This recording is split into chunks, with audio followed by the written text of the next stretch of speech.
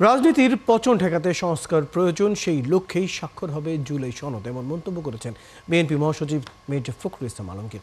তিনি অভিযোগ করেন, একটি মহল দাবি দাওয়া তুলে দেশে অরাজকতা সৃষ্টি করছে। নির্বাচিত সরকারের ক্ষমতা এলে অনেক সমস্যার সমাধান হয়ে যাবে। নিজ নির্বাচনী এলাকায় জনসংযোগে অংশ নিয়ে বিএনপি মহাসচিব এসব কথা বলেন।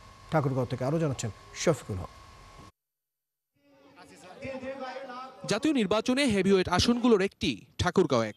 উত্তরের এই জনপদে ধানের শীষের পক্ষে ভোট টানতে জনসংযোগে নেমেছেন বিএনপি মহাসচিব মির্জা ফখরুল ইসলাম আলমগীর।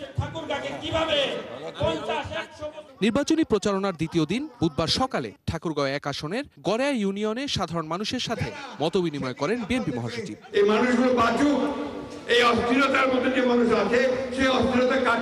নতুন দেশ গড়তে বিভেদ পরিহার করার তাগিদ মির্জা ফখরুলের।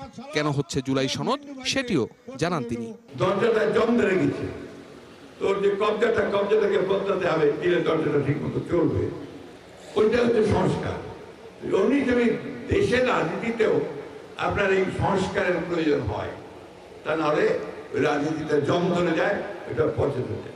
আমাদের দেশেও সব রাজনৈতিক দলের নেতারা সবাই মিলে ঠিক করছে, ছাত্ররা মিলে ঠিক করছে যে কিছু কিছু সংস্কার করতে হবে, তার দেশটা ভালো করবে। যেইগুলো যে সমস্ত দলগুলো এক হয়েছে, একমত হয়েছে, সেগুলোর সই হবে আগামী 17 তারিখ। নির্বাচনের আগে নানা দাবিতে যারা আন্দোলন করছে তারা নির্বাচন পেছানোর ষড়যন্ত্র করছে, এমন মন্তব্যও করেন বিএনপি মহাসচিব। বিভেদ তৈরি না করতে রাজনৈতিক দলগুলোর প্রতি আহ্বানও জানান তিনি। উদ্দেশ্যটা ভালো না, নির্বাচনটাকে বন্ধ করতে চাই। ভাই আমরা তো ভোট দিতে চাই, চান না আপনারা ভোট দিতে? জোরে বলেন তো, হাত তুলে বলেন তো, ভোট চান কিনা? ভোট চান। এখন হয়তো ভোট চায়, নির্বাচন চায়। দয়া করে এইসব বাদ দিয়ে নির্বাচনটা শেষ করেন।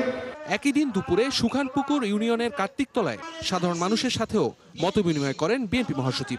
আগামী নির্বাচনে ধানের শীষে ভোট দিতে ভোটারদের প্রতি আহ্বান জানান তিনি। বিএনপি ধানের শীষের সরকার গঠন করতে পারে, তার নিশ্চয়তা দিচ্ছি আমি আপনাদেরকে যে আপনাদের সবচেয়ে বেশি নিরাপত্তাতে আপনারা থাকবেন। নতুন দেশ গড়ার যে সুযোগ এসেছে তা কাজে লাগাতে সবার প্রতি আহ্বান জানান বিএনপির এই নীতি নির্ধারক। কি হবে? ধানের শীষে ভোট হবে? জোরে বলেন তো, মার্কাটা কি আপনাদের? জোরে বলেন। শফিকুল হক, ৭১, ঠাকুরগাঁও।